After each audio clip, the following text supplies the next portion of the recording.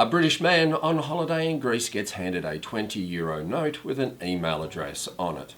It looks like it could be a female's email address, so just for fun, he sends off an email and gets no reply. 2 years later, with his love life a mess and his career misfiring, he decides to walk the Camino de Santiago. Just as he's about to head off, he gets a reply from the mystery email address. It is a woman. She lives on the Camino, just a day out from Santiago. Our hopeless romantic adventurer heads off on an 800-kilometre walk to his blind date. I'm Mike, and today I'm reviewing an audiobook on the Camino. The Only Way is West, a once-in-a-lifetime adventure walking 500 miles on Spain's Camino de Santiago by Bradley Chermside and narrated by Joel DeFern. I must say, I did not like this book. That was until I fell in love with the journey. See, the setup for the story and his background is 6 chapters long. That's 86 minutes, just shy of an hour and a half before he even takes his first step on the Camino. What Chermside does in these first lengthy chapters is give a full account of his pre-Camino life, and it sets up the email address subplot, which takes several chapters before it even really has much meaning. Once the story does start, however, it follows the usual walking memoir story.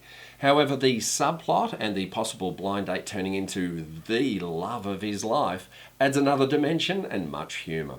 He is convinced that the unlikely events putting him in touch with the mystery girl must be akin to Cupid's arrow or divine intervention. His challenge to remain faithful to the mystery girl every time he sees a pretty woman is not only honest and funny, it's actually how a young single man's mind works. At one stage, Chermside describes following a pretty lady across the street while not really paying attention. And when he realises that he's off the Camino, he feels bad that an obvious pilgrim is following a lady away from the way, and that's a little creepy, and makes a good joke of it at his own expense. Not just the story of a love-hopeful man, Chermside's Camino journey is, as it should be, a journey of his own self-discovery. The story is very descriptive of his experiences, his thoughts, and the characters he meets.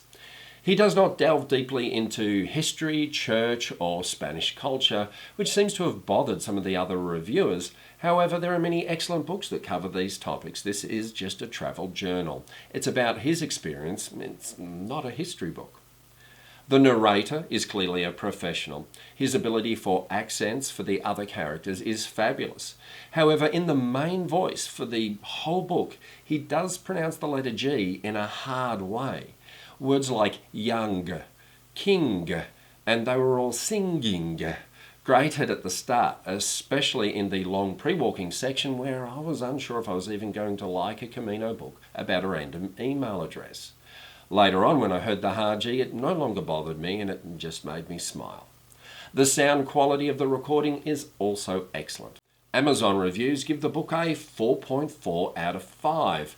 I'd give it a 3 for the first quarter of the book, where I'm wondering, where's it going? And a 5 for once it does get going. So I average that as 4.5 for the story. The narration is very listenable too.